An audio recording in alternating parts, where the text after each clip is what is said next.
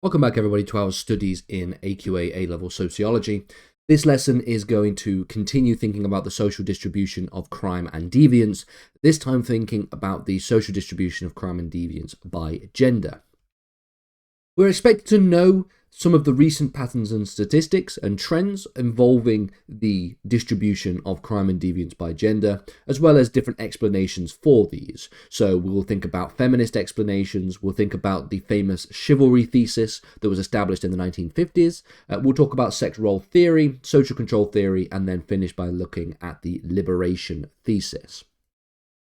And so beginning then, when thinking about the trends in crime as it relates to gender in the United Kingdom, statistics consistently show that it is men who commit a much higher proportion of crime than women. In fact, the official UK statistics indicates that men are responsible for around 80% of all recorded crimes at any one time, and that they are also disproportionately represented in violent crimes, so assault, robbery, and various different homicide offences. The gender gap then in crime is especially pronounced when we think about younger age groups, so males under the age of 30 comprise a significant proportion of offenders in the UK. However, when we think about this then, women are more likely to be involved in things like property crime than violent crimes, particularly shoplifting and fraud, and are sometimes also associated with drug-related offences. Women's involvement in violent crimes is generally far, far lower than that of men. So while men disproportionately are disproportionately represented in terms of all crimes, especially violent crimes, if you compare violent crimes to non-violent crimes, women are higher represented in non-violent crimes, such as property offences like shoplifting. Now, there has been a slight increase in recent years in the number of women committing violent crimes, such as domestic violence and partner violence, and we will think about some of the reasons why that is the case later on, but that might not be because they are more likely to have just been committing those crimes, but it might be that those crimes are now being reported at a greater rate than they used to be, as a result of a variety of different sociological factors. The counter-argument, though, when it comes to victimization, then women are disproportionately the victims of certain crimes. So particularly domestic violence, especially sexual violence, and more niche and esoteric crimes such as that of stalking. Men are more likely to be the victims of violent crimes outside of the home, so things like street violence and various different homicide offences. Women are also more likely to experience repeat victimization, especially in cases of things like domestic abuse, with many women facing ongoing harm from an immediate partner. And then additionally, gender-based violence such as rape and sexual assault is a major issue where women, of course, are overwhelmingly the victims of these crimes and men are overwhelmingly the perpetrators. There are also notable gender disparities in how individuals are treated within the criminal justice system. Women are less likely to be arrested, they are less likely to be charged, and they are less likely to be sentenced to prison sentences compared to similar crimes that are committed by men. This is then explained through a variety of different explanations. So one of these explanations is the chivalry thesis that was first proposed by Pollock, the sociologist, in 1950. It suggests that women are treated more leniently by the criminal justice system due to traditional gender norms that view women as weak, gentle, and moral creatures. This is a cultural perception, then, that leads women to being less likely to face harsh penalties for their potential criminal behaviour, even if their criminal behaviour is on account of or in a similar kind of sense to that of men. Women are more likely to be given community sentences or alternatives to prison for certain crimes, whereas men receive more likely custodial sentences for similar offences in the statistics. However, it is important to note that the racialized and class-based inequalities also affect the way both men and women are treated in the criminal justice system. Women from disadvantaged backgrounds, so lower class backgrounds or even ethnic communities, may face harsher sentences than, for example, white middle class women, despite the broader trend in leniency towards male offenders. Towards female offenders, should I say. And this, of course, brings into question the fact that there is an intersectional approach that has to be taught when we think about these different ideas. The idea that it is not just, we can't just explain distinctions and differences in crime and deviance on the basis of just race or just gender or just age, but it is a combination, and all of these things intersect with each other and create a sort of cauldron of factors. So, for example, whereas men are more likely to be sentenced to prison than women on average, a middle class old white man compared to a lower class young black woman might be the statistics might change and might be skewed in a different way because of the intersectionality of each of these different factors that contribute to it. So what are the explanations then for this particular phenomenon? Why is it the case then that we can see that men are highly represented in the criminal process compared to that of women? Well, several sociological explanations have been put forward, as you can imagine, why crime is more prevalent among men than it is among women, how gender roles, norms, and expectations might contribute to the patterns of deviance and criminal behavior. And let's begin with just feminist explanations. Feminist perspectives on crime and deviance argue that gender inequalities in society shape both patterns of criminal behavior and also how men and women are treated by the criminal justice system. And so the feminist critique of traditional criminology, which often overlooks the role of gendered power relations and fails to account for ways in which we see patriarchal structures influencing crime.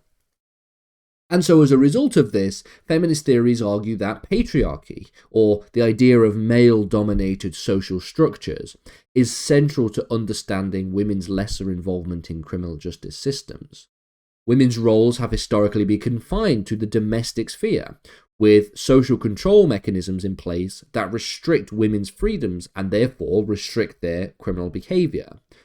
This control comes in the form of things like gender expectations, family roles, and social norms, which all limit women's ability to engage in criminal activity. Feminists also emphasize the gendered nature of victimization, particularly when we think about crimes such as domestic abuse and when we think about sexual violence. These are disproportionately committed against women by men. Now, feminists argue that the criminal justice system has historically minimized or ignored gender-based violence, and this also reflects a broader patriarchal attitude that discredits or dismisses women's experiences towards victimization.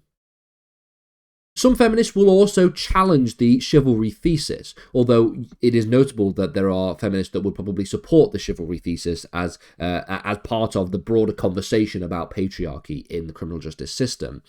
But instead, there are some feminists that would also challenge this chivalry thesis, arguing that while women may receive some leniency in the criminal justice system, this leniency is often tied to their roles as mothers or wives. And so the justice system may show compassion for women due to their perceived familial or moral obligations. But this is not necessarily an equitable or a progressive response to criminalization. And so that feminists may assert that women's offending is often downplayed or ignored, especially when their criminality challenges these traditional gender roles. So we've already noted what the chivalry thesis essentially tells us, and as mentioned earlier, the chivalry thesis argues that women are treated more leniently by the criminal justice system due to paternalistic attitudes towards women. So these are grounded in traditional views of women as innocent, morally upright, and in need of protection, hence why we're thinking about the chivalry thesis. We're talking about the idea that society is sort of chivalrous towards women. Now, research suggests that women are indeed less likely to be sent to prison, or to face harsh sentencing compared to that of men for committing similar crimes. So, for instance, women are more likely to receive alternative sentences, such as community services or probation or rehabilitative programs. And some studies have found that this leniency is particularly evident when thinking about minor offences, property crimes, or drug offences, where female offenders tend to receive a more favourable treatment than that of men.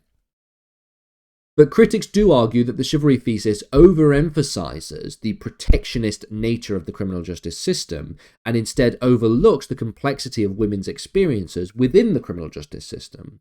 So, feminist scholars, as I've mentioned, argued that patriarchal structures of the justice system will still work to control and punish women, especially when their offences are seen as challenging traditional gender norms.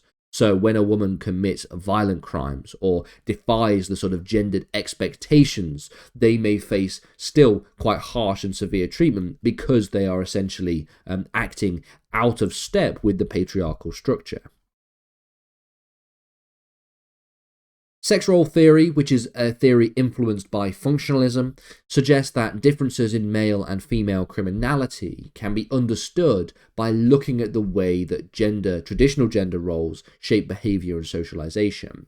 So essentially, according to this theory, men and women are socialised differently, leading to different patterns in crime and deviance. So men are socialised to be aggressive, to be competitive, and to be dominant, while women are socialized to be passive and nurturing and emotionally restrained.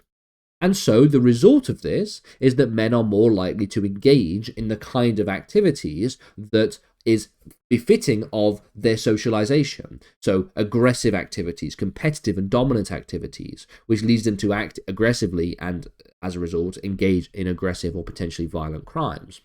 Whereas women are socialized to avoid criminal behavior due to the social expectations of compliance and conformity. This is a theory which emphasizes the role of the family in reinforcing these traditional gender stereotypes. Boys are encouraged to engage in risk-taking behavior, while girls are expected to conform to social expectations and are often more closely supervised by their parents, leading to lower levels of crime among females. By contrast then, social control theory, which is argued by people such as Hershey in 1969, argues that crime occurs when individuals' bonds to society are weakened or broke. These bonds are primarily formed through attachment, commitment, involvement, and belief in certain social norms. The theory then explains gender differences in crime by emphasizing the role of social control mechanisms that regulate behavior. So, gendered socialization will see that girls tend to, according to a social control theorist, girls tend to form stronger attachment to their families, especially to their mothers, which makes them less likely to engage in delinquent behavior. Strong emphasis is then placed on gender norms and family expectations for girls, and that may prevent them from engaging in criminal activities. And then, by extension and by contrast, on the other hand, boys are socialized to be more independent and to be less engaged in the attachments of the family, and so are more likely to engage in delinquent behavior when their bonds to conventional society begin to weaken and break. Girls' behaviour then is typically more closely monitored as well and are subject to stricter control mechanisms and social control mechanisms such as restrictions on mobility, expectations of obedience, expectations of modesty in the way that they dress, and these constraints can also reduce the likelihood of girls committing crimes, especially those that deviate from conventional gender expectations. The final point I want to make is the liberation thesis.